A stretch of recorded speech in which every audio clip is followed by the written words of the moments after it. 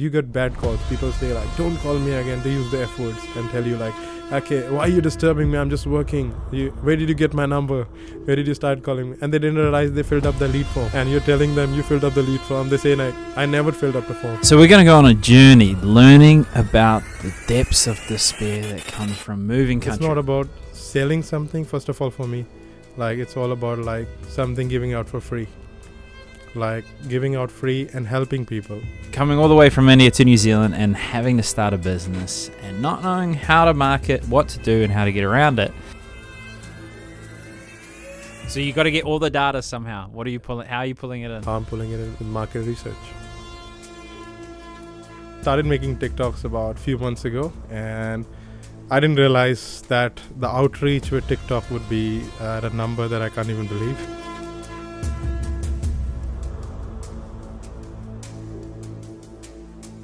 Because people need advice on a regular basis, and they'll reach out to you. They'll give you a call. They'll give you an email.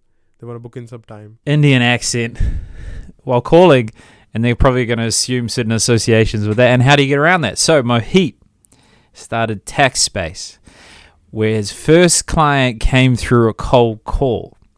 And then we unpack how do you actually structure an offer? How do you differentiate yourself from the others in the market? And also, shout out to Roxy Ross that gave me a 2 out of 5 star review because I was boring.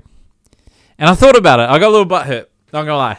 But then I thought about it, and you know what? I am actually very boring on the podcast. So we are going to improve that, but give me a few more episodes to do that. So thank you for the feedback, and let's kick into it. So I fucked up. Guys, we had this beautiful podcast, never to be heard or seen again, because the videos didn't upload. But anyways, so we're going to do it again. But we were talking about off air about creating an offer, and I think it would be interesting to hear about your journey because you've been making TikToks and it's been working. So tell us about your TikTok journey. Okay, I started making TikToks about a few months ago, and I didn't realize that the outreach with TikTok would be at a number that I can't even believe. Yeah. So it's actually, some videos do very well, some videos are a little bit down. You just have to think about the content. I think if it's very relevant to the people, that's where you like, it's not about selling something, first of all, for me.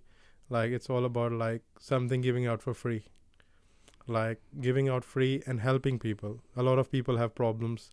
That's where the TikTok works in, right? I can reach thousands or millions of people by TikTok, or maybe Instagram Reels or other platforms we have. So yeah, it's definitely working very well. Like, we should actually go ahead and definitely make some videos. That's a good platform to work with, definitely. And what are you using that's working? So you're making this content that's valuable, but then you're paying for ads. Definitely. See, paid only works when you have good content. That's the first stage to start with, right? If you want to pay something out and promote it, you definitely should have good content behind it. Is there something that is relevant to people? Is there something you're solving a problem out of it? Like, I'll give you an example, right? I've got clients, and one is, for example, was driving 2 years ago. He was driving a Uber. Uber is like, he just started doing it part-time, right? Now, what happened is he came to me this year and he's starting a new business. I think it's about the value creation. Like, he came through with me, like with the ad that I was running a long time ago. Now he started his business. He's got, I think, around roughly 5 to 6 trucks. He's starting a transport business already, and he saved enough. I think that was the whole journey. Like, we start from every small bit, like from Uber. Now he's a business owner. That's what I want to say. Like, people are actually, that's what I believe in for myself. Like, if I'm helping out people, I should be their like sort of vision. I should help them to understand that what they're standing right now, they can do much better. That's the whole point of me in helping out clients. It's not about just saving taxes. It's about creating that mindset for them, creating that vision. Yep. Yeah, and so you're an accountant, by the way, the people wondering. So, or you can describe it in a different way. How would you describe what you do? So I'm founder and director of Tax Space. So that's an accounting firm that I started by myself, and it's just started with few people, and now I'm doing it at a good scale. So there's a lot of clients turning up, and a lot of them are referrals, because definitely people have seen my work and admired it and referred to their friends and family. So that's something, and definitely this thing we were talking about digital marketing is working well as well. I can reach out to a lot of people, maybe not all turn into my clients, but definitely it's a big help for them. They can understand what they can do in the next year or year after. Mm. So I think it's all about that helping nature that helps in business as well. For me, it's all about helping my clients. It's not about money is a byproduct. So that's something I keep in mind all the time. So what are you finding? So let's say you do your paid ads and then they're calling you. What are they? Are you finding they're either good leads or not so good leads, or or you finding they're already somewhat sold because you're used to cold calling? Like, what's your experience when you're calling the leads? They're calling you as well, which is a bit odd. I'll give you an example, right? This morning I had like 10 leads turn up to my, like, because I was running a campaign before just for accounting, like, because the tax is due is 7th of July. A lot of people turn up and onto that leads and asking like, okay, my taxes are due soon, but how does the process works? They are very new to business, and I can understand bit information comes out of the lead like form that they fill up. But you read that form and then you pick up your phone, like I do every morning, right? Pick up my phone and start calling them, reaching out to them at a particular sort of, if I give them a call, if they don't pick up, I leave a voicemail and give them a call later. But the call is about picking it up and understanding that person's problem and circumstances. Like, not a lot of people, they start selling it on the phone straight away. I tried to ask always about cold calling is about understanding that person, listening to that person. Listening is very important. If I listen to them, then only I can solve their problems. So adding value to them, probably, because that's what they're looking in, like an accountant. That's what we call it. But now the terminology has changed. We are basically advisors, moreover like advisors for them. Because accounting, bookkeeping is not that difficult. A lot of apps are available. A lot of people are using them. But being an advisor and giving them the right guidance is important on the call.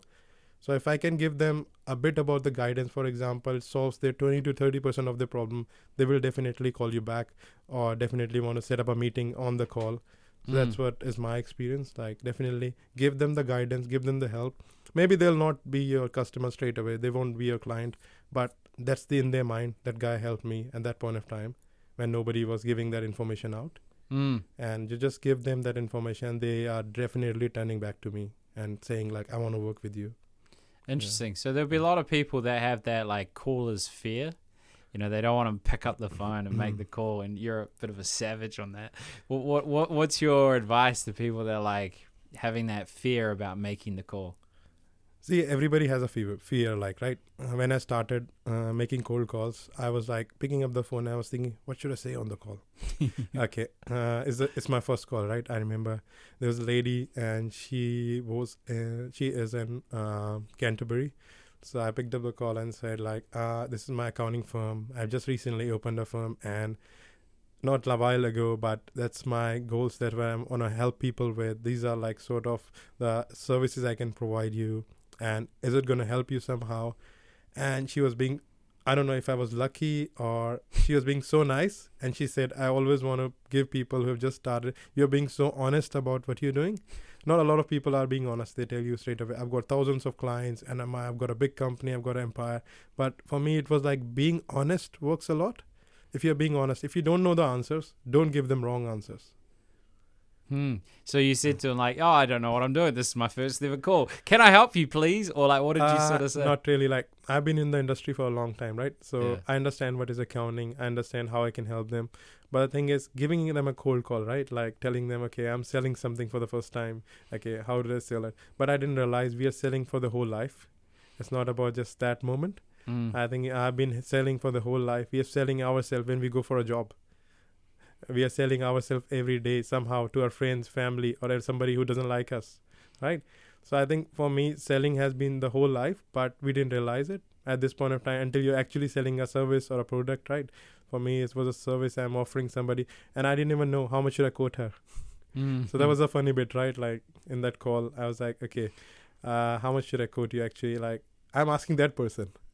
Like, is it the quote how much should I charge you? What do you think? Have you got a market quote already in your mind? Something you want to tell me about and I can meet that price? Or like some terminologies that we learn out of like watching videos and stuff, right? On YouTube videos, maybe learning about selling, maybe a good salesman. Like, so I think for me, that call turned out to be a very well call. Like, she turned out to be my client. She's still with me. She's been like more than 2 years, and she's still working with me. And from that point of time, I earned that, like, I think that confidence that I really needed to make those calls. And second time, yeah, you get bad calls. People say like, don't call me again. They use the F words and tell you like, okay, why are you disturbing me? I'm just working. Where did you get my number? Where did you start calling me? And they didn't realize they filled up the lead form. And you're telling them you filled up the lead form. They say like, I never filled up the form. Yeah. Dude, I used to do a funeral insurance, and what people used to do, they would want to win an iPhone. Yeah. Now, opt in their information, and there was a box that says, are you okay if someone calls you about insurance? Yeah. And they would always tell me, no, I never did that. And so I'll call them up. I'm like, hey, Bob, it's Ryan Melton from such and such. How you going? Oh, good, mate. Blah, blah. Well, I've got some good news about that thing you filled out yesterday. Oh, yeah? Did you fill it out? Yeah, no, I filled it out. So then I got them to admit that they filled out. And the good news is, like, if I go through this quote with you today, I'll put you in the draw for a Prezi card. So the good news is still true, but I got them to admit, like, because people lie and they're fearful of, saying the wrong thing. And what are your thoughts on how to deal with people promising you the world and not actually say, oh, yeah, call me back, blah, blah, blah. And then you got to call them back, and then you never hear from them. They disappeared down into the ocean like this Titanic. Yeah, I always love examples, right? Like I said. So I'll just you just reminded me of a call, right? So I was with a client, and it was definitely a lead form. Then I just tried to reach out to them and say like, okay, you filled up that form. I'm just reaching out from this company, and I read about what you're looking for in an accountant. You want some rental tax returns, and how can I help you with this? Can I understand a bit more? We know the process, but actually, how many properties you're looking for? Is it an investment property you've recently purchased, or like, because there is some laws, and like definitely we have to follow them, understand like what is the client's problem like. So what happened basically was, Ryan, that guy actually promised me, saying like, okay, I'll give you a call in the evening. Yeah, that's what happens, right, a lot of time. And I think the best part about this is like, you learn from these mistakes, right? When you offer somebody that they can give you a call back, I don't think it turns up into it's not something you'll turn into a client most of the circumstance. It's you should always ask, okay, can I give you a call after 2 hours? Is it after 3 p.m. are you free? I think that's something turns out to be way more better for you, because you're reaching out, you're showing your intentions, right? You're showing like you actually want to work with that person and help him solve his problem. So what is their problem like, right? They have rental tax return to be filed on time, and you're telling them about like what is the due date, what are the how quickly you can process those. Maybe take like 5 working days, for example. Like, you're solving the problem basically. Still, you're like, okay, you are halfway down, and you think like, okay, this guy is gonna turn out to be my client.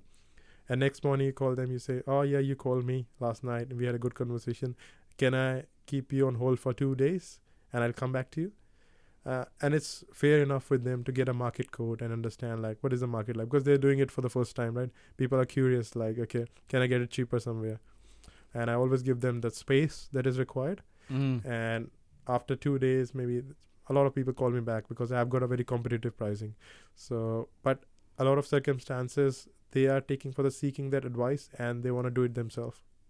Yeah. And like about today, right? Somebody called me and saying like, I need a Uber tax return to be done. Like, for example, he just started driving part-time. He said, which other expenses can you claim? Is it like those list of 7 or 8 expenses that I already know about? Or is there something else you can add on to the plate, right? I said, I definitely can add on more expenses. And these are the list of expenses that we actually claim for clients, right? And it's not about only like claiming those expenses, giving you the right advice. Maybe you're missing out on something that we can advise you. And that's why we are charging you that fees, being an advisor, right?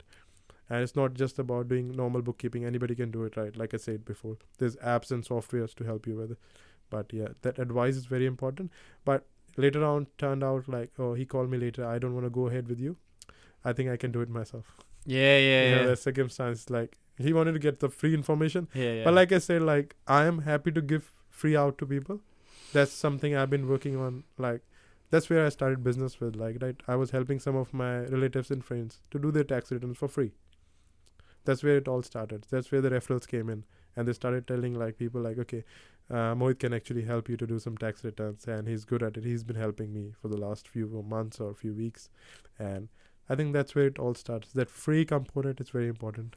Yeah, there's that book I was recommending off here, $100 million Offers. He talks about what value is, and he says the outcome they want to achieve, the likelihood that they'll achieve that outcome, how quickly they achieve that outcome, and with how much effort. So if you can make something really easy and quick where they feel confident they can achieve it, which is why free is actually quite powerful, is because it takes away the risk, the perceived likelihood of achieving something. So it's like there's no risk for me investing in this because it's free. Yeah. Other ways you can do that is, testimonials, referrals, competency, talent. So what do you... Here's a bit of a... It's a little bit racist, but there will be people that are fearful about making the call because of their accent. And they'll say to me, Ryan, you're this white guy that speaks English. It's different for you. I can't make cold calls. I don't have that accent. What would you say to them? Because obviously you're doing okay and you've got an accent. I'll tell you, it's not that easy, right? When you are talking to anybody from, I don't know, who is not, first language is not English, right?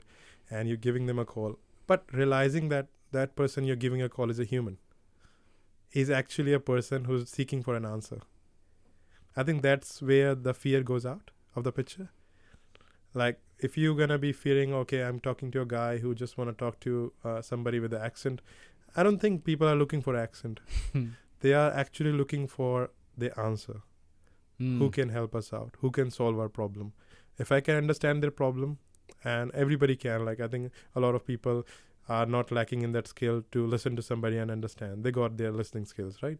So if you listen to them and give them the answer, okay, this is what I can do for you. Maybe you're not speaking hundreds of tenses on the call, not saying okay, fluently I can speak in English or something I'm really good at, but you're solving their problem. That's the biggest thing somebody is looking for on the call. That's where it separates out, I think, being not speaking that good English, people now don't have it, but solving that problem with that sort of mindset is important. That's what I look for, always. If I'm hiring a staff, it's all not about the accent.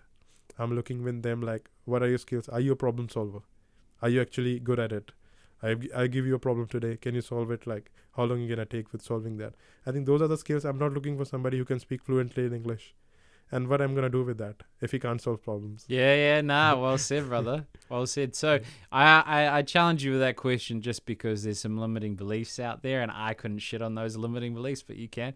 So, and the other thing, are there adjustments you make? So you might see when I would train salespeople, they would have a small girl and a massive guy. A small girl can push things a little harder, is less intimidating, can be more assertive. A big, massive guy has to use different tonality and not be too imposing or scary or intimidating, almost makes himself small and approachable. Did you make any adjustments, being more clear on what you said or talking less? Or what did you find as you cold called, the adjustments you made to help facilitate people with your accent, I guess? See, like I said, people... Human is human, right? Human Just human, yeah. It's even if you say he's tall, he's broad, human is human. What is he looking for? Same answer to that question as well. But how you make adjustment with it, some people like informal conversations. Some people are into a formal conversation with the accountant, right? For me, I've got calls people calling me, bro, can you help me out with the tax return? And I get people, I've got an IT company and I want to do tax return.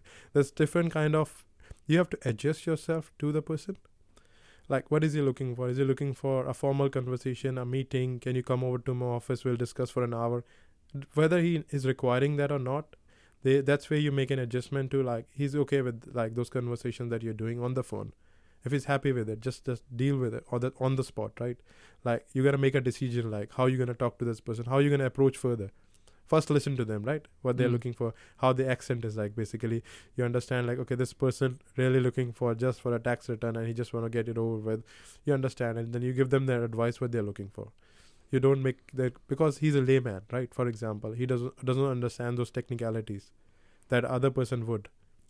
But adjusting to that, your question was adjusting to the scenario is very important, and it's made on the spot.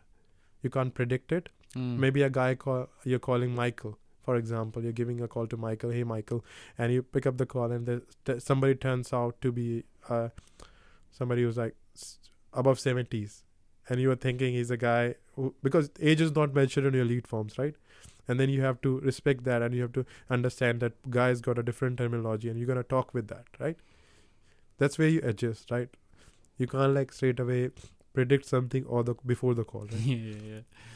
I use that in handshakes too. It's called mirroring and matching if anyone ever wants to look it up. But they teach you old school is like shake their hand, hold eye contact, make it firm.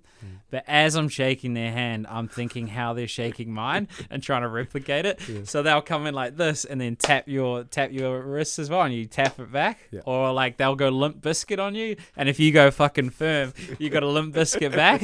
Or like tonality, you call someone like, oh hey babe, hey Dave, how you going? He's like, yeah, I'm good, thanks, Ryan. Oh, that's good to hear, Dave. How are you? Like you gotta like, and then you bring your personality into it. So it's called pacing and leading. So you pace their style of communication, and then you lead them into your authenticity, because you can't just be like pretending to be someone you're not. Yeah, definitely you can't be like, right? Be natural. That's what it is, right? Being natural is very important. You can't be like somebody else. You got a different personality. That's how you deal with. Like being natural is important, and dealing with those problems. Being natural, I think you can give them the right answer or guidance, right? You can't be somebody and talk like the same person you are, right? There's two different person, like mirroring and matching, like you said. You have to match people. You have to talk to their level, right? When you're sitting with a client, you have to understand how that person communicates. Is it being, I get a lot of clients who are being shy, who don't talk out a lot, right? I'm listening to them. I'm trying to ask them questions. Like they say, I don't know how to do taxes. I understand that like completely. And that's where the tone you're going to go in. Like you can't be matching like, okay, you're going to be loud at them. Like, and that person is want to like hear like a lighter tone. You want to understand clearly how they want to communicate. I think that's where it is, right? You have to go to their level. The level of communication is important to understand, in any conversation. Do you think about comprehension too? So I've so the guy editing this is probably listening. Shout out to Sean. He's very talented creatively and visually, and I'm an audio learner. Mm-hmm. So I'll tell him like, oh, like, what do you think about this? How should we do that? And then he'll get it. He'll make notes, and he's a smart guy. But like, I'll just send him a video and be like, let's try and do this. And he's like, okay, boom, got it, like immediately. Do you think about like comprehension around the person in front of you? Another client in the financial advisory business is every time I talked, he didn't get it, and I was like, the fuck am I saying? And he's like, oh, like, and he's like really gifted, he's really talented in his chosen competency, and I was like, that doesn't add up. Mm-hmm. So I asked him how he learns. He's like, oh, visually. And so he showed me. I was like, okay, imagine you're trying to explain what you do. So we went down, and he's like very hands-on guy. And he's like, you see this along here, it means like this. And he was using his hands to describe it. And he was also visually representing the idea.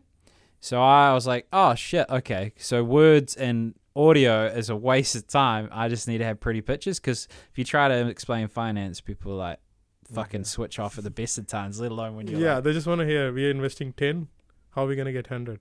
That's all they need. If I work that out, let you know. You need to live quite a few years. So do you think about like comprehension and like so it's a bit hard on the phone, but do you think about your proposal? Let's say, do you try and incorporate audio? Do you try and incorporate visual? Do you try and incorporate written? Do you try to use easy language and not jargon? Yeah, definitely. Like I said, you have to match your client, right? Like the level of communication they want to have. You can't be picking up a call. The client may be good at emails. I don't know, like if they can explain, they can express more on an email rather than they can do on a call. It just depends. You get that understanding once you are working with that client. You'll see like, okay, this person really likes emails. Try to explain it a bit more in an elaborated manner. Like that's where you want to talk to them in that level. If that level of confidence is not built up when they're sitting with you. A lot of people, like you said, right? They're good at what they do, but maybe not good at how they express. So you have to be their expression, right? Somehow you have to understand their level of like communication. Like that's what I focus on. Like, is their body language telling you a lot of things about, right? If like, okay, they're sitting with you and they are looking at you, they're not looking at you. They interested in what you're saying, or they're just interested in getting that work done? Like you have to understand that like level of like how the actions are. Like, actions are important. Mm. You're gonna see a guy entering a room. Like, I'm having a meeting with a guy in the morning. He's entering a room.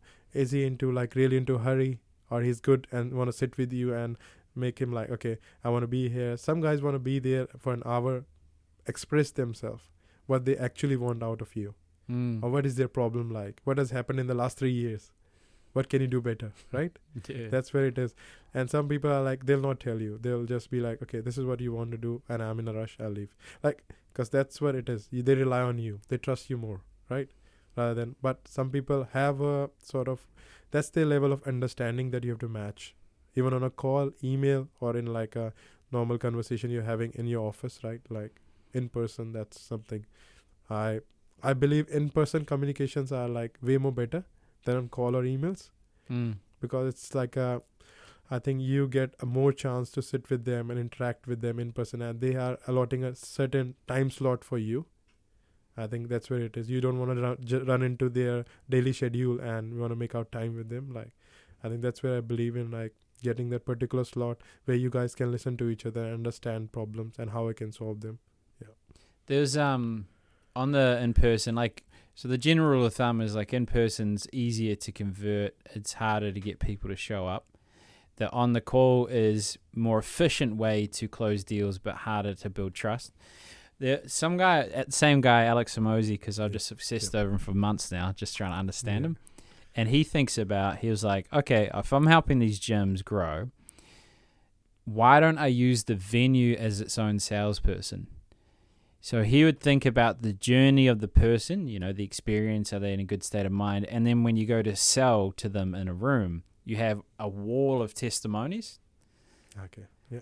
Of the before and afters. That works, yeah. So when they have a particular concern, which is basically often an objection is either a doubt in myself, a doubt in my circumstances, or giving your power away to someone else because you don't want to make the decisions yourself. So if you can have a visual solver. So let's go on an experiment. If you could change your office to be whatever, and you might be virtual and we don't have to go in the depths, but like if you could build your ideal office to make it a sales piece, how would you do it?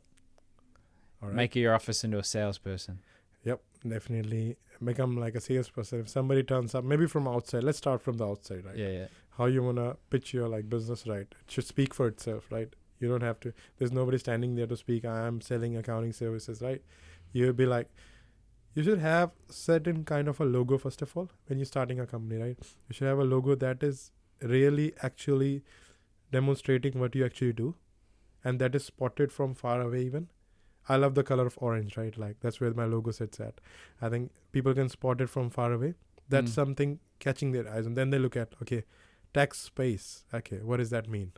Is that like tax agency, somebody's trying to solve it? And then you write down at the bottom your line that what you work for, saving taxes responsibly, right? Like, how do we work in, like, a lot of people do just tax returns, but we are not doing that. We are actually advisors. That's where I put in the word tax advisors, right? Those are the things I think. And then you mentioning it's a one-stop shop, right? It's not like something you're going to be like looking for a rental tax return here, or you're going to be looking for a consulting somewhere else. You can come in and we'll solve each and every problem related nearby accounting area, right?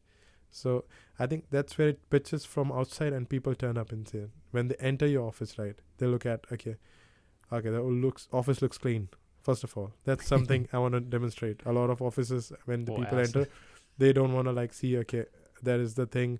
Okay, I'm going to meet somebody. They love the ambience when you enter. Like, any office should speak for itself. Like I said, like when you're sitting on like maybe a good couch waiting for the meeting to start, you should have that like level of positivity, right, around you. And then they come into your office. They've already seen your reviews. Maybe Google is a good platform to put a lot of reviews, as many as you get, like, from people. But when they enter your office, you see like, okay, there's a certificate on the wall. They're saying like, oh, he's actually a chartered accountant. He's got a certificate of achievement. He's filing his tax return all on time, 100%. And then you get another certificate on the side, like showing like how, like you said, like testimonials, how the testimonials speak for itself.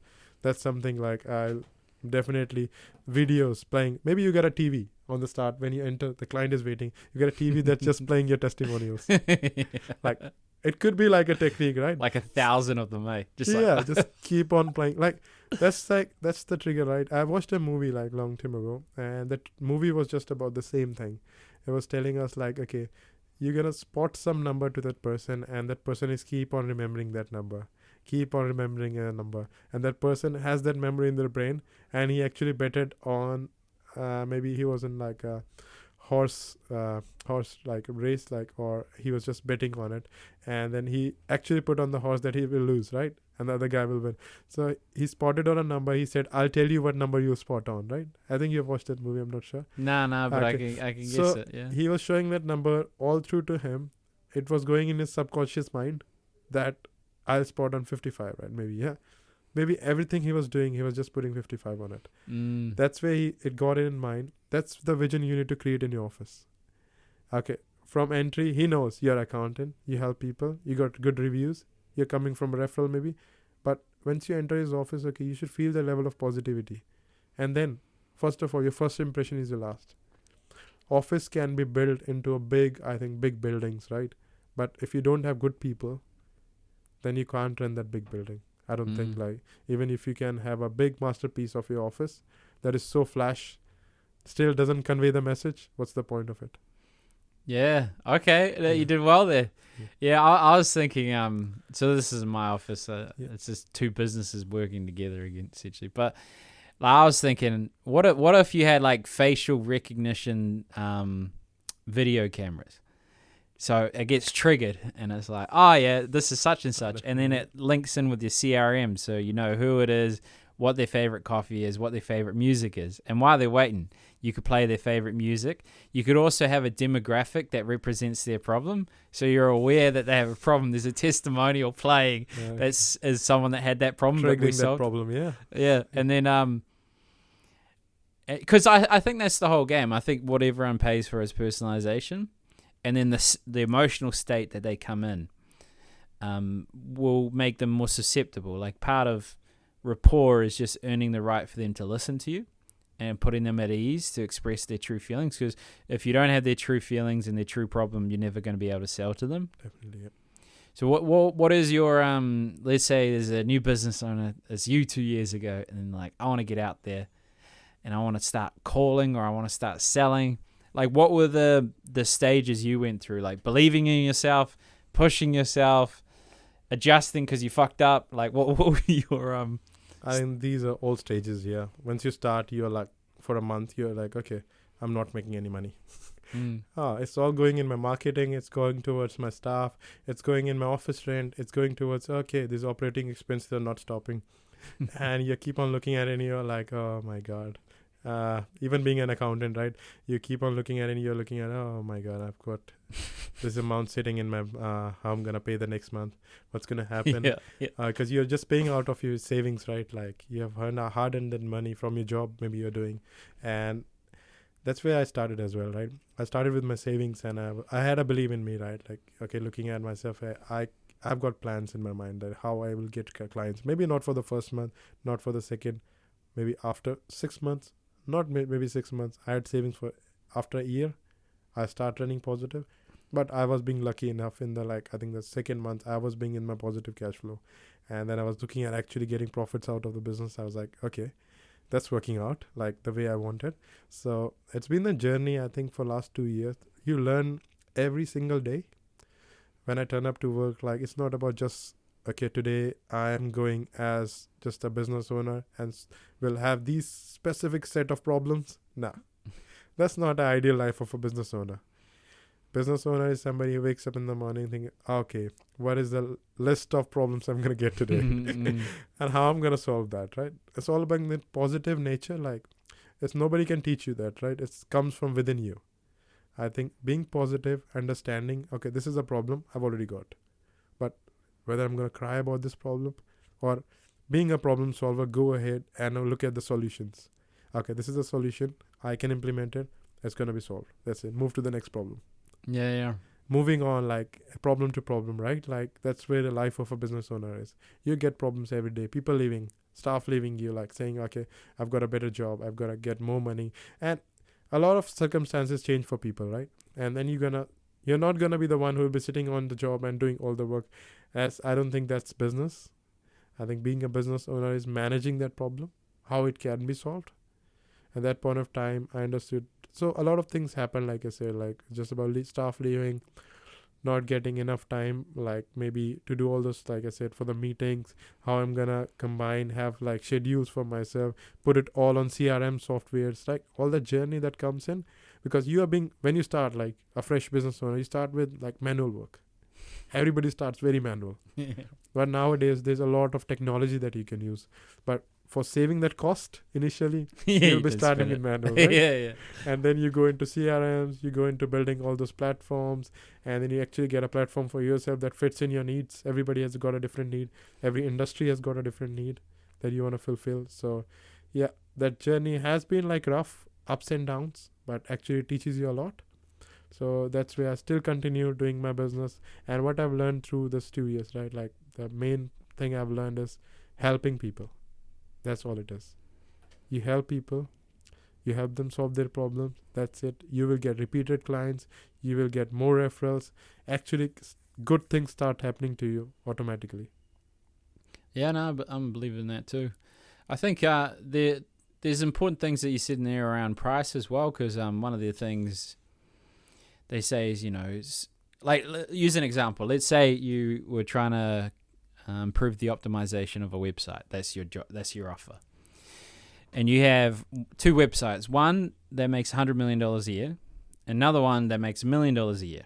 And you say to the same person, these two different people, you say, I can improve that by 10%.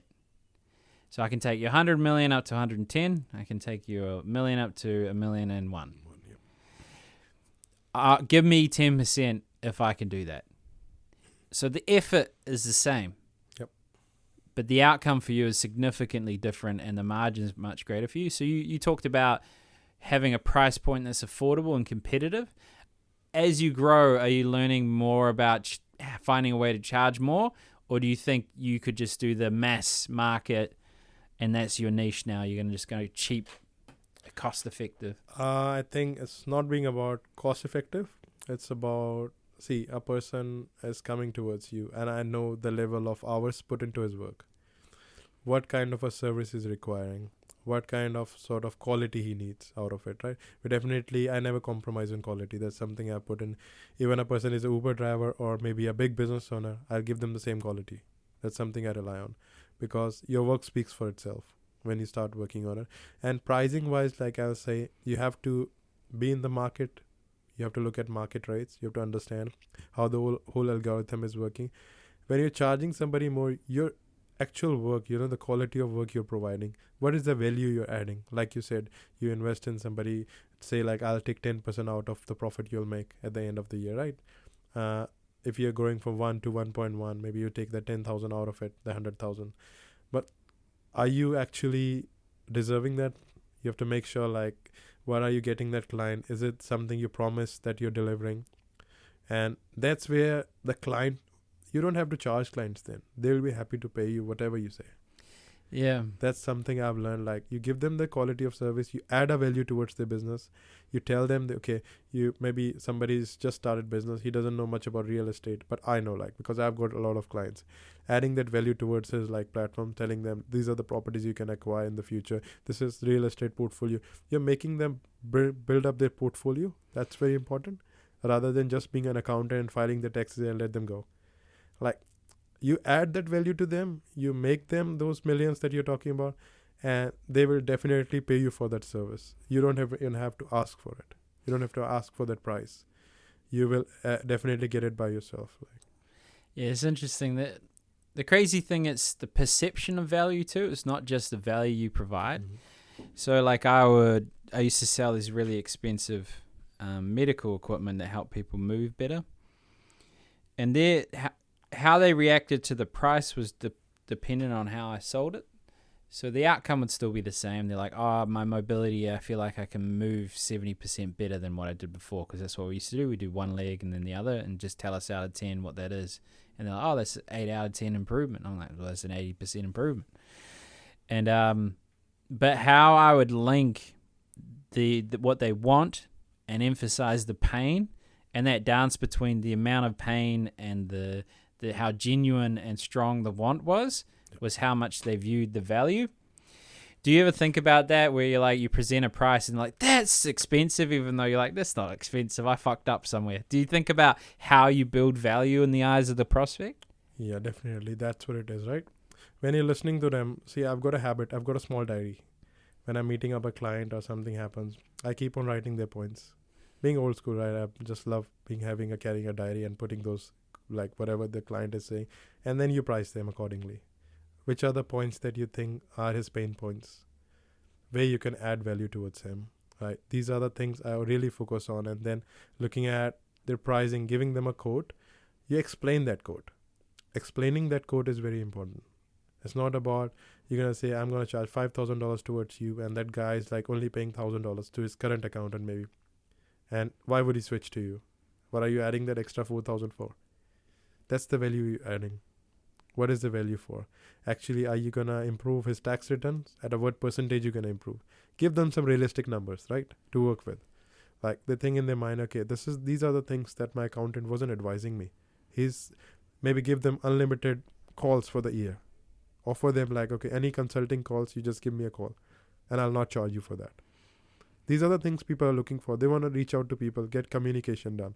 But they're scared. They're looking at, oh, he's going to charge me $400 for this call. You know, that value you're adding initially, and people are not going to call you every day. That's what it is, right? Unless, I don't know, somebody really likes you. But yeah, people are not going to call you every day. They're going to reach out to you when they have problems. And it's not like people are having everyday accounting problems or tax problems. It's usually around the time when they are about to file.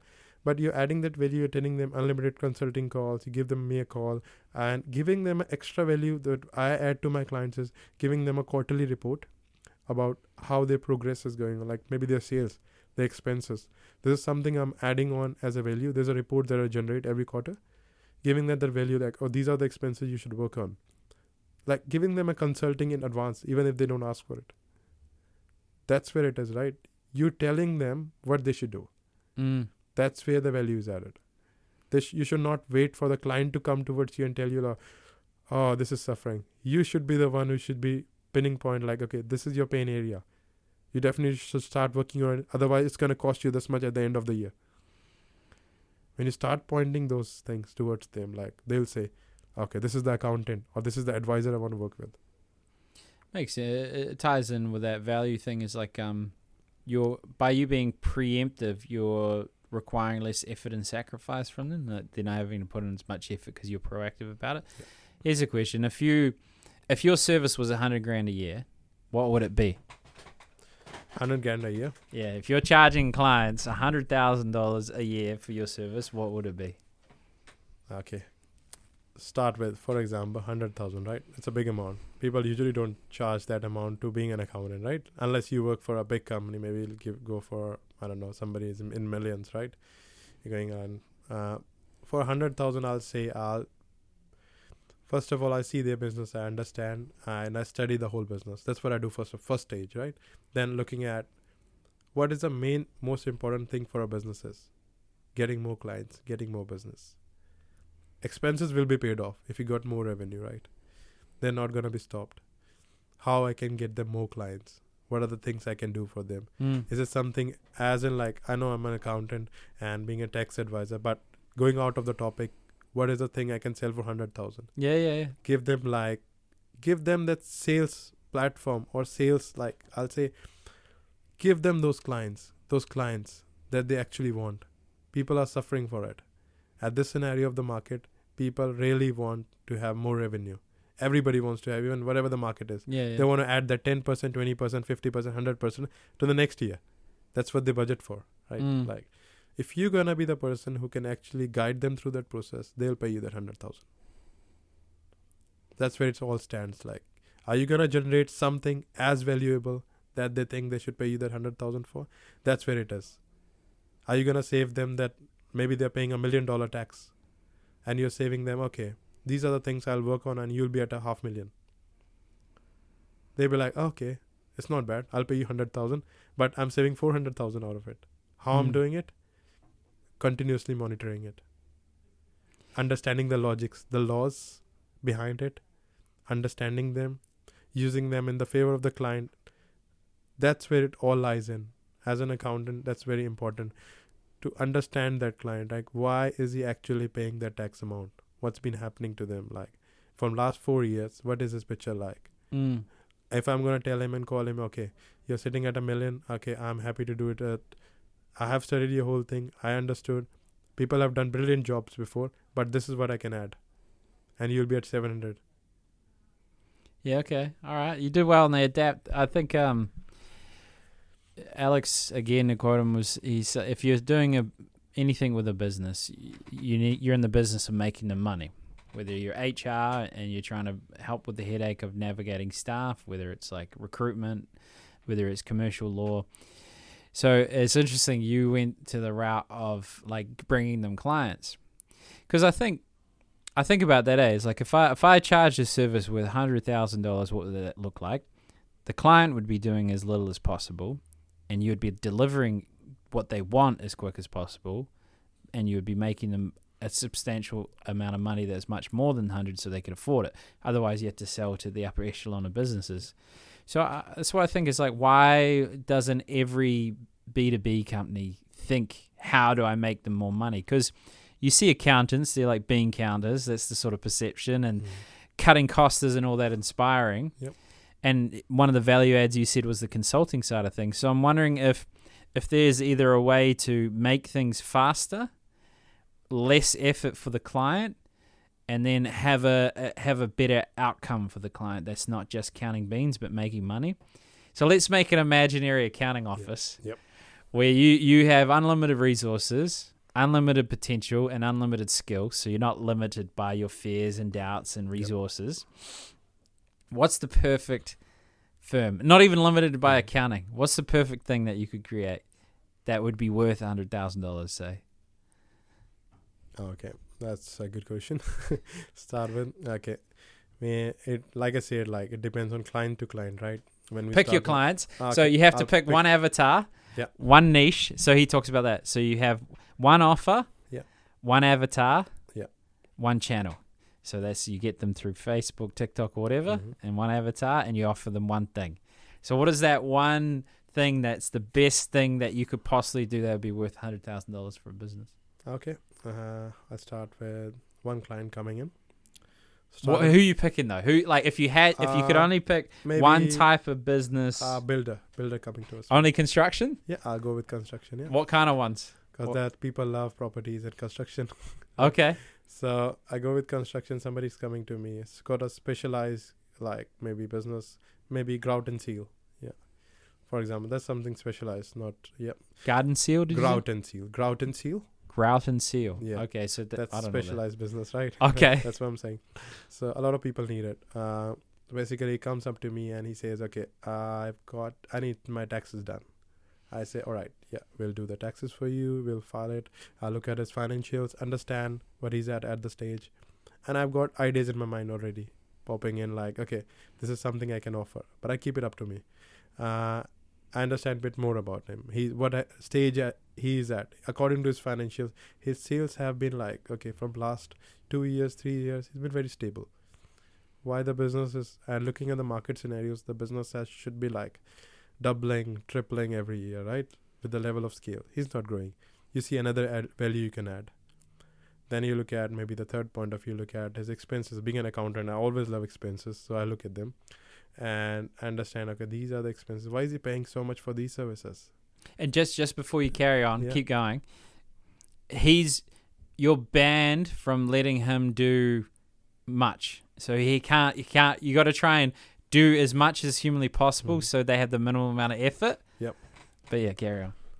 So you got to do everything, you know? Yeah, I think I am adding that value towards him. He is looking for that advice, the piece of advice he's looking for out of me. It's not, like I said, it's not about just making financials, giving to the client.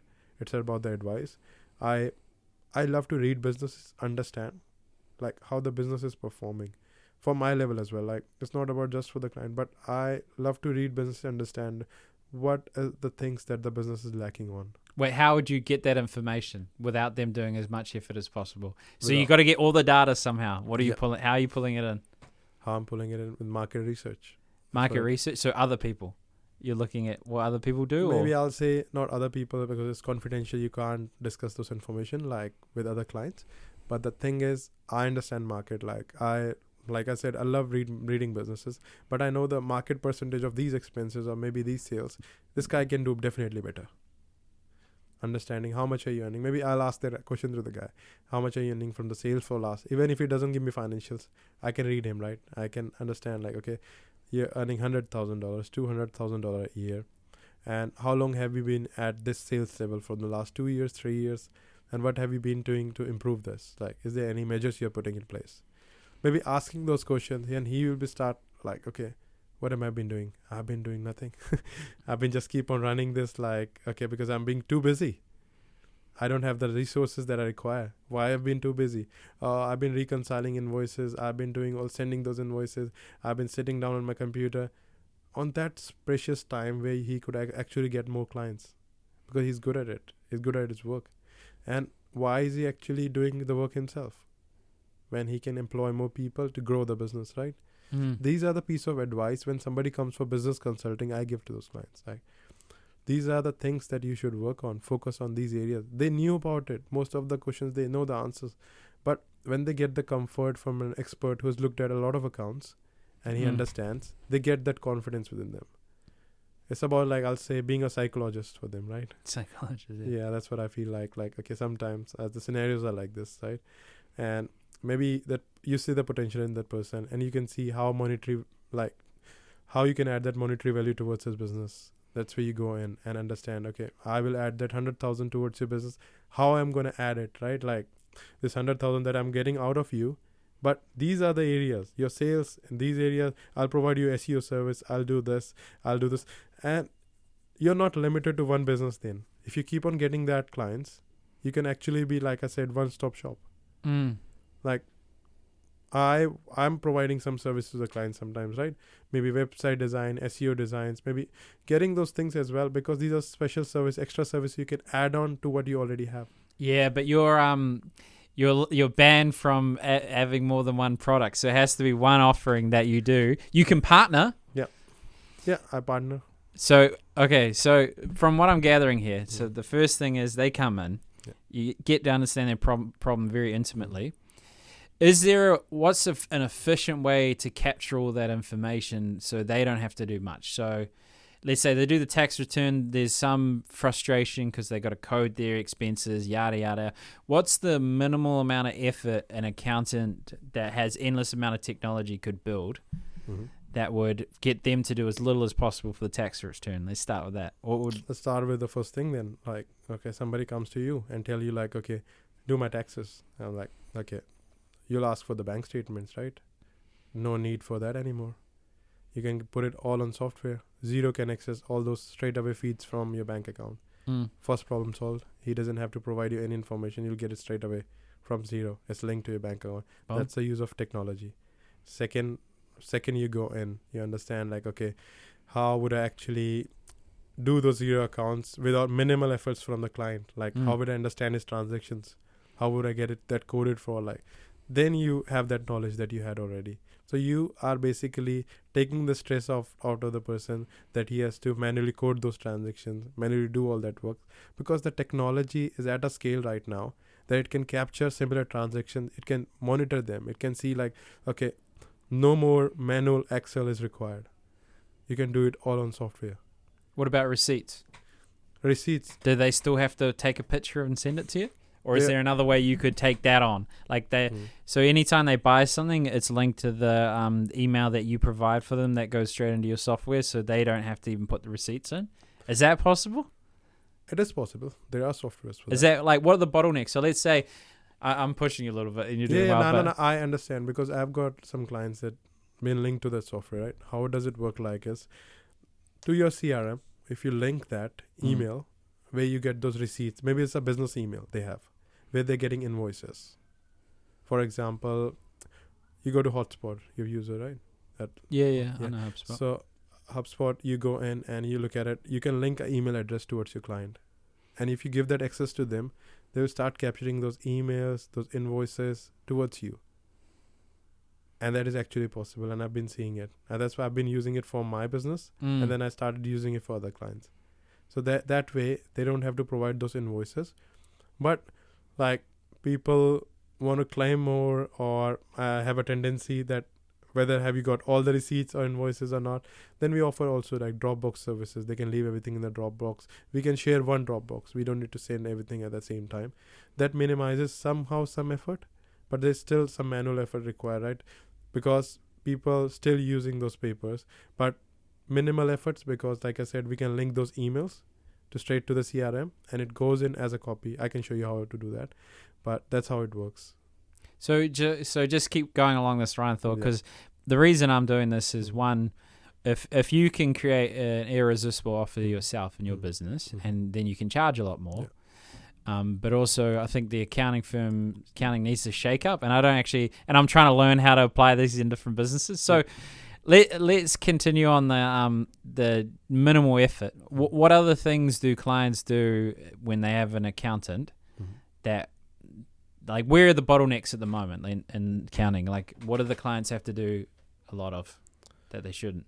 Or maybe you could think of a way to not have them do it. I think a lot of clients, a lot of people are old school. Yeah, that's where it all starts, right? They love to come to an accountant with a pile of paper. And I've just recently got, a couple of days ago, I've got a big pile of paper files. And I think people love keeping all those things that is actually not even required. That's where the things come in, and we advise them like, okay, these are the things not required. It can be done all through your bank statements. We need receipt for specific kind of areas only. That's the training I think training that client is very important. It's not about leaving it up to the client to do everything. In the first consultation, I think it's very important that you advise the client what I'm actually requiring from you. I don't need that whole pile of paper. I don't need a lot of receipts from you. I need what is required. Is that all you need? Like, if you just had, let's say they're trained, is there anything else other than receipts and coding that you need? Like I said, software is all linked, right? Like, half of the problem goes out when I'm doing GST returns, maybe. Yeah. GST. Okay. GST what goes wrong returns. there? What, you know what I mean? Like, the obvious one that you're saying there is like, they've got a list of piles and they're kind of, shit old school, but we're not targeting them. We're targeting whoever you want, but where else are the clients doing things? So GST, they have to send something in or approve something, or? I think there's approvals, right? Like, but the CRMs are doing it very well now. We can keep a track of all of them straight away from there.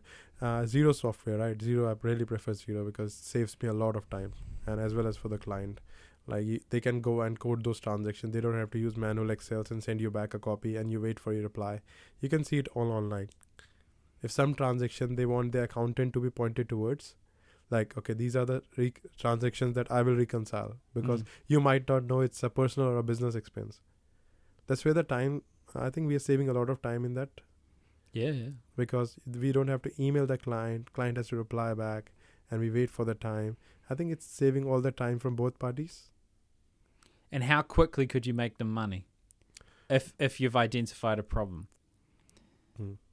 Can you influence that? I'm a bit naive with accounting. So, because the whole idea is the framework is like achieve outcome, which is make money as quick as possible with as minimal effort, and give them reassurance that they can do it. So how quickly could you get them money? Money part for them, yeah. Yeah, or the outcome they want fast. You know what I mean? Like, if you had to, if you're like, hey, we're going to do this one consultation. They're tech friendly. You got to do these two buttons, which is link the CRM and click into Xero, give me authority, bomb. You're done. Yeah. Takes you 10 minutes or whatever. Yeah, it takes like roughly 10 to 15 minutes if it's all goes well. Like, even sitting with a client, it doesn't take that long, and it takes their hours of work they'd be putting on that whole year just to pass on that information to me. Yeah. Well, and then how do you demonstrate that you've saved them money? How quickly could you do that? Saving them money using CRM? Well, like, so you're saying that the value that you provide is money. Yeah. And some of the ways you can get the money is saving them money on their tax returns in some sense, identifying areas where they could save money, and then making them money. So I think there's a lot of, like you said, tax saving how we are saving money, because we already spot areas that I can improve, right? that can be spontaneous straight away. Like you can go in on the spot and you can file those taxes, you can tell them. But that's like the basic nature of accounting, right? Next step is consulting, right? Consulting goes into place like, okay, these are the things you're going to improve on. How I'm going to make it work for you. These are the steps you're going to take from day tomorrow. Right? How you're going to boost your sales, how you're going to lower down your expenses. This is the market research, what I've done for you. I do market researches, right? Understand, like there's a lot of software, a lot of data on internet that you can understand a lot of businesses about. Data is a big thing now, about like a lot of people work, they have a full-time job being a data analyst, right? Like that's where it is, like you understand that criteria, you implement on the business and they're working. The whole point over here is taking them from A to B. How you taking it? It can take 1 year, it can take 6 months, it can take 3 months. Could you do it in 10 days? It can be done in 10 days. And then what would that be? Like, what's the most valuable problem you feel comfortable you can solve or get someone else to solve because you know them? I think the network. The network? The network I have. It's very important. And what problem would you solve? Like, what would be your biggest problem? A client coming towards me, I don't know, like you can only pick one, though. I can pick one, yeah. Yeah, one massive problem that's really valuable. Like for me, a massive problem was somebody turning up to me, I don't know, like for our industry, I'll say somebody is in the audit. Somebody in a scenario where his business can shut down. I get those cases. People reach out and say like, I'm in a point and he can pay you whatever you want. Get him out of the trouble. Interesting. So you could do Audit Saver. So being in an audit, he comes approaches towards me like, okay, can you help me with this? Like become my accountant. Like I was being troubled. I haven't filed these taxes. I get those guys because they have been very busy running their businesses, but being tax compliant is something your accountant should point out towards you. But I've seen like a lot of scenarios that they're not pointed towards the right guidance they require.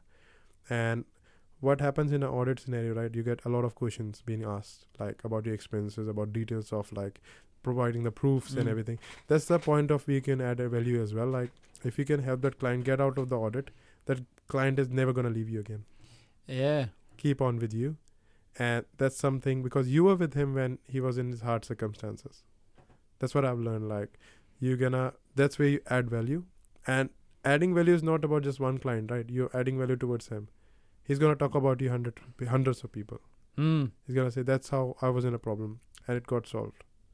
Interesting. So I wonder, let's say you targeted construction, whatever word you used, the grout, whatever, it confused me. And you only what was it? Grout and seal. Grout and seal. I don't know how many there are, but let's say you're the grout and seal king that help people with auditing. Yeah. So, or like you're stuck in an audit. So you've got all your systems, market research done because you're niched and you really understand them intimately, and you only help with a very clear problem, and you solve that problem in the next day. So let's say you had an auditing solving offer that, because you use the Xero stuff and coding, I don't know if you could actually deliver that. Yep. And then you charge, $20,000 or whatever. And then you have next day audit, like you like the IRD is coming on Thursday, you're finished on Wednesday. Like, what about that as an offer? Okay, we get those scenarios, right? Like audit is maybe after 2 days. Like people come over, like say, like, okay, I'm gonna provide all this information to IRD in a couple of days. That's the due date. We have plans for that. We have seen those scenarios, and IRD is very understanding, right? Being as an association, they just want you to be compliant and pay taxes on time, right? And they just want to make sure they have adequate people who are doing the services for them. Being on their favor, they always provide us some. If we require, we get extensions as well. Being a tax agent, there's extra value that we are added with. Yeah, but imagine imagine the ad where it's like 24-hour audit protector. Yeah. Same day delivery or whatever. Like they come in, by the end of the day, you've finished the audit. Is that what, like, as fast as humanly possible, if you had all the people and they're all trained on a specific niche, how quickly could you get an audit done? Or like prepare them for an audit? See, the information is readily available, and it won't even take like a couple of hours. It's not that something we can wait for days or something, because I think if everything information is available, it's just about replying. and saying, giving them the right answers, right? That's what they're requiring, and attaching a proof. See, you're giving them an answer, attaching a proof next to it. It doesn't take that long.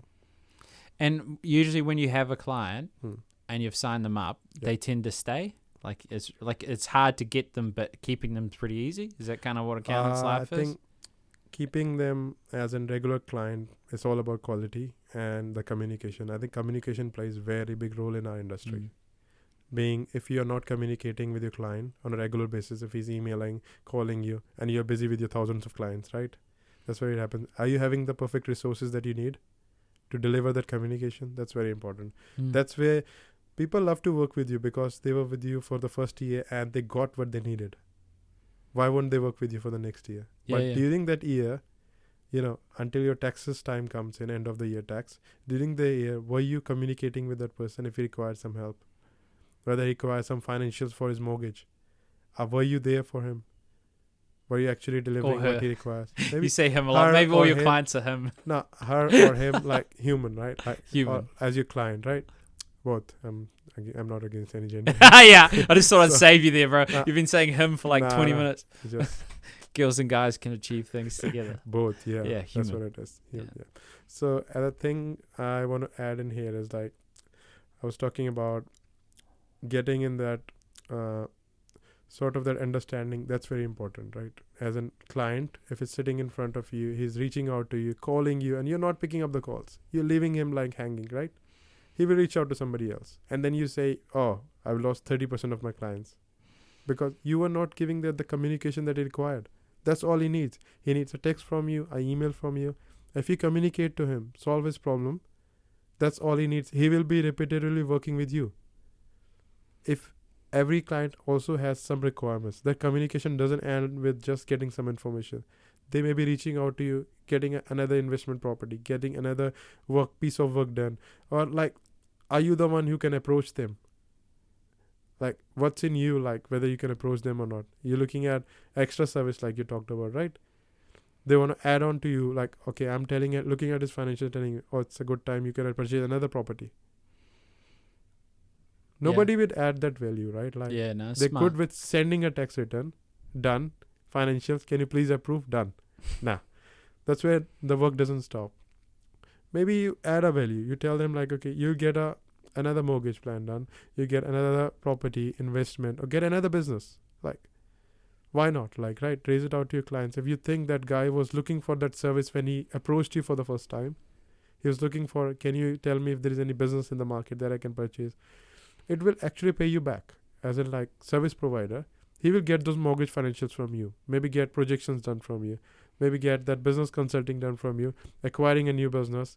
Like, this will all be from you. But you're doing that extra work for him. Providing that service. Creating that need for him. And you both are earning at the same time. He's earning that level of money that he requires or his growth. And you're earning that work you have done it for. Right? That's what it is. I think there's a lot of smart things in that around making money if you're an accountant. I'm wondering how many people, like, does auditing only happen in a particular time of the year, or could it be any time? And how many people, if you had to guess and you don't know, would get audited? I'll say, like, just like a number, like 10,000 a year or something. Yeah, I'll say more than that. Yeah? Yeah, this is just different industries. Like, last couple of years, real estate agents were the target is, right? Because there was a lot of expenses that people were claiming from the last few years. They were actually not in line with what is required, because there was not the level of understanding a lot of people had in their mind to how much they can claim, how much percentage can be claimed for these expenses, and then they end up in audit. Does it happen tax time or any time part of the year? It can happen anytime. Dude, imagine, okay, here's an idea. And we're almost done. It's 5, so we got to end because you go to your thing. Yep. If you had a free audit, saver, whatever, so like they've got the audit and you have that in your messaging and you say by the next day we delivered the audit, and that's your free offer. Yep. And you have a way to get in front of people that are in need of an audit, which could just be the messaging, could be the video. And then like how amazing, like how they would view you, be able to solve that massive problem very quickly, how the messaging would be incredibly targeted, so they'll be like gravitate towards it, and you could potentially charge at some point, or it could just be your lead ad. Do you think there's some merit? Because I'm just thinking like, what's an irresistible offer you could make as an accountant? If you make the money, cool. If you can solve a massive problem, cool as well. Would that be a dumb idea, or no, there's definitely, like I said, I was adding values, right, to a lot of clients. Like, it's not just about adding those, like, decreasing expenses, doing their tax returns. It's more over that, right? Being and like becoming their advisor. Advisor is important. Advisor word says it all. You are actually guiding that person to go on a path that he can't figure out on his own, because he's good at what he's doing, but you are the person who's actually reviewing it, looking at it as a controller. You're looking at it on the top, understanding what can be done better. And when you keep on advising that towards the client, there are circumstances they love your advice. They actually reach out to you and tell you like, okay, I'll come to you again and again. They keep on becoming your customers, and you can charge them for consulting calls. It's not because they are out of that one call, they are getting those thousands of dollars, maybe $100,000 increase in their revenue or decrease in their expenses. It's just the return on investment that they are looking for, right? That's the target ROI I use. Like, what are you investing in me? What am I giving you as an accountant, right? Yeah. So that's something I always look at, like maybe adding that value. Maybe out of like audit, I'll say I don't want anybody to have audit. I just don't like the idea of having audit for any of my clients, because I don't want, first of all, that person to be panic. Right? They panic when they say audit, and it's not that scary, because when we prepare our financials, when we do any sort of work, we have backup in place. We always have proofs. There's not a circumstance that there is some circumstances where you see it like, okay, information that our inland revenue is requiring, is it suffice with what we have provided? Because they have some questions that they're thinking at a scenario that they have faced those problems with. Maybe you are not at the scenario, and you may given them the explanation. Every scenario is different. Every client is different. Maybe take a like home office, right? If you got a small home office and one client has a massive home office, you can't like put in like, okay, this much money I can put towards his home office, and this client is using his garage, he's using other spaces. Like, it varies, and ID might audit you and tell you like, okay, his rent is like $1,000. Why are you putting $400 a week as his home office? It's not even required. Like, what's the circumstance causing you? That's where you get a plan. That's where you get all those proofs in, and then everything is ready. They just push it towards them, and audit is easy, man. That's what happens. I wonder, because I was, we're just finishing now, but I was talking to a guy from Betterco. You might know them, accounting, and they just give their compliance and stuff away for free, which is quite interesting, because then the value add is the advisory component.